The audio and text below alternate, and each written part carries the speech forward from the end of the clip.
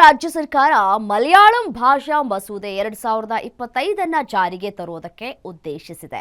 ಈ ಮಸೂದೆ ಜಾರಿಯಾದರೆ ಕೇರಳದ ಎಲ್ಲಾ ಶಾಲೆಗಳಲ್ಲಿ ಮಲಯಾಳಂ ಮೊದಲ ಭಾಷೆಯಾಗಿ ಕಲಿಸಬೇಕಾಗುತ್ತೆ. ಆದರೆ ಗಡಿಭಾಗದ ಶಾಲೆಗಳಲ್ಲಿ ಮಲಯಾಳಂ ಕಲಿಯೋದಕ್ಕೆ ಅಂತ ಹೇಳಿ ಕರ್ನಾಟಕ ಇದನ್ನ ತೀವ್ರವಾಗಿ ವಿರೋಧವನ್ನ ಕೂಡ ವ್ಯಕ್ತಪಡಿಸ್ತಾ ಇದೆ. ಆ ಕುರಿತ ಒಂದು ವರದಿದೆ, ಬನ್ನಿ ನೋಡ್ತಾ ಹೋಗೋಣ.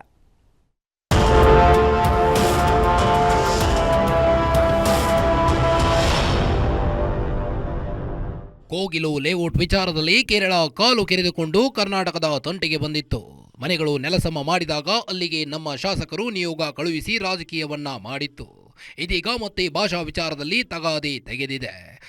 ಕೇರಳ ರಾಜ್ಯ ಸರ್ಕಾರ ಮಲಯಾಳಂ ಭಾಷಾ ಮಸೂದೆ 2025 ಜಾರಿಗೆ ತರಲು ಉದ್ದೇಶಿಸಿದೆ. ಈ ಮಸೂದೆ ಜಾರಿಯಾದರೆ ಕೇರಳದ ಎಲ್ಲಾ ಶಾಲೆಗಳಲ್ಲಿ ಮಲಯಾಳಂ ಮೊದಲ ಭಾಷೆಯಾಗಿ ಕಲಿಸಬೇಕು. ಈ ಮೂಲಕ ಕೇರಳದಲ್ಲಿರೋ ಕನ್ನಡ ಮಾಧ್ಯಮ ಶಾಲೆಗಳಲ್ಲಿ ಮಲಯಾಳಂ ಹೇರಿಕೆ ಮಾಡಲು ಕೇರಳ ಸರ್ಕಾರ ಮುಂದಾಗಿದೆ.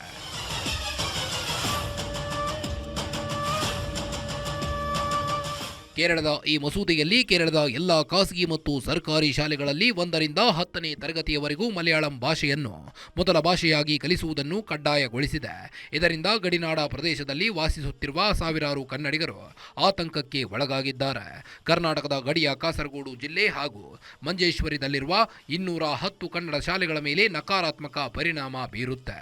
ಹೀಗಾಗಿ ಮಾತೃಭಾಷೆ ಕನ್ನಡವಾಗಿರುವ ಮಕ್ಕಳನ್ನ ಕನ್ನಡ ಕಲಿಕೆಯಿಂದ ದೂರ ಮಾಡುವ ಕ್ರಮ ಸರಿಯಲ್ಲ ಎಂದು ಕನ್ನಡಿಗರು ಆಕ್ರೋಶವನ್ನ ಹೊರಹಾಕ್ತಿದ್ದಾರೆ. ಮಲಯಾಳಿ ಭಾಷಾ ಮಸೂದೆ 2025 ತಕ್ಷಣವೇ ಹಿಂತೆಗೆದುಕೊಳ್ಳಬೇಕೆಂದು ಸಿಎಂ ಆಗ್ರಹಿಸಿದ್ದಾರೆ.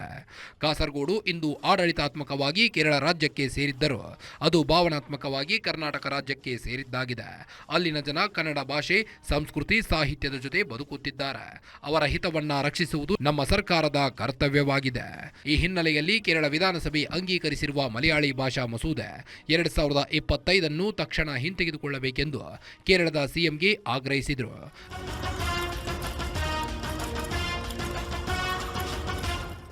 ಭಾಷಾ ಅಲ್ಪಸಂಖ್ಯಾತರಿಗೆ ಮಾತೃಭಾಷೆ ಎನ್ನುವುದು ಕೇವಲ ಭಾಷೆಯಲ್ಲ, ಅದು ಅವರಿಗೆ ಘನತೆಯ ಬದುಕು ನೀಡುವ ಅಸ್ಮಿತೆಯಾಗಿರುತ್ತದೆ. ಮಾತೃಭಾಷೆಯಲ್ಲಿ ಕಲಿಯುವ ಮಕ್ಕಳು ಸುಲಭದಲ್ಲಿ ವಿಷಯಗಳನ್ನು ಗ್ರಹಿಸುತ್ತಾರೆ ಎನ್ನುವುದು ವೈಜ್ಞಾನಿಕವಾಗಿ ಸಾಬೀತಾಗಿದೆ. ಅವರ ಮೇಲೆ ಅನ್ಯ ಭಾಷೆಯನ್ನ ಹೇರುವುದರಿಂದ ಅವರ ಕಲಿಕಾ ಸಾಮರ್ಥ್ಯವನ್ನ ಕುಂದಿಸುವುದು ಮಾತ್ರವಲ್ಲ, ಒಂದು ಸ್ವತಂತ್ರ ಭಾಷೆಯ ಅವಸಾನಕ್ಕೆ ದಾರಿ ಮಾಡಿಕೊಟ್ಟ ಹಾಗಾಗುತ್ತದೆ. ಕಾಸರಗೋಡು ಯಾವಾಗ ತಾಲೂಕಿನಿಂದ ಜಿಲ್ಲೆ ಆಯ್ತಾ ಅವೆಲ್ಲ ಮಲಯಾಳೀಕರಣ ಆಗ್ತಾ ಇದೆ. ಆ ಕನ್ನಡದ ಹೆಸರುಗಳು ಕಾಣೆ ಆಗ್ತಾ ಇವೆ. ಅದಕ್ಕೆ ಪೂರಕವಾಗಿ ಇಂಥ ಒಂದು ಅಧಿನಿಯಮವನ್ನು ಅವರು ತಂದಾಗ ಅಲ್ಲಿ ಇರುವ ಸುಮಾರು 8 ಲಕ್ಷಕ್ಕಿಂತ ಹೆಚ್ಚು ಸಂಖ್ಯೆಯ ಕನ್ನಡಿಗರ ಬಗ್ಗೆ ಯೋಚನೆ ಮಾಡಬೇಕಾಗಿತ್ತು. ಇನ್ನು ಈ ಮಲಯಾಳಂ ಭಾಷಾ ಮಸೂದೆಯಲ್ಲೇನಿದೆ ಅನ್ನುವುದನ್ನ ನೋಡುವುದಾದ್ರೆ, ಕೇರಳದಾದ್ಯಂತ ಮಲಯಾಳಂ ಭಾಷೆ ಪ್ರಥಮ ಭಾಷೆಯಾಗಿ ಕಡ್ಡಾಯಗೊಳಿಸುವ ಮಸೂದೆ.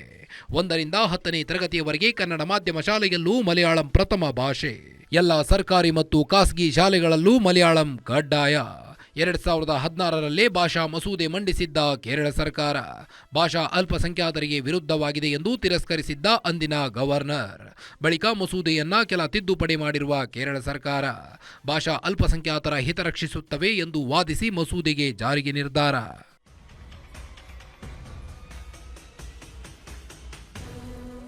ಇನ್ನು ಕೇರಳದ ಈ ಭಾಷಾ ಮಸೂದೆಗೆ ಸಿಎಂ ಸಿದ್ದರಾಮಯ್ಯ ಕೇರಳ ಸಿಎಂಗೆ ಪತ್ರ ಬರೆದು ಅಸಮಾಧಾನ ಹೊರಹಾಕಿದ್ದಾರೆ. ಗಡಿನಾಡು ಕಾಸರಗೋಡಿನಲ್ಲಿ ಕನ್ನಡಿಗರ ಪ್ರಾಬಲ್ಯವಿದೆ. ಅದರಲ್ಲೂ ಭಾಷಾ ನೀತಿ ಉಲ್ಲಂಘಿಸುವ ಪ್ರಯತ್ನ ನಡೆಯುತ್ತಿದೆ. ಒಬ್ಬರ ಭಾಷೆ ಇನ್ನೊಬ್ಬರ ಮೇಲೆ ಹೇರಿಕೆಯಾಗಬಾರದು. ನಿಮ್ಮ ನಡೆ ಸಂವಿಧಾನ ವಿರೋಧಿ ಎಂದು ಕೇರಳ ಸಿಎಂಗೆ ಸಿದ್ದು ಪತ್ರ ಬರೆದಿದ್ದಾರೆ. ಒಟ್ಟಾರೆ ಕೇರಳ ಸರ್ಕಾರ ಈ ಮಸೂದೆಯನ್ನ ಜಾರಿಗೊಳಿಸಲು ಹೊರಟರೆ ಕನ್ನಡಿಗರು ಇದನ್ನ ಸಹಿಸುವುದಿಲ್ಲ, ವಿರೋಧಿಸುತ್ತೇವೆ. News desk, guarantee news.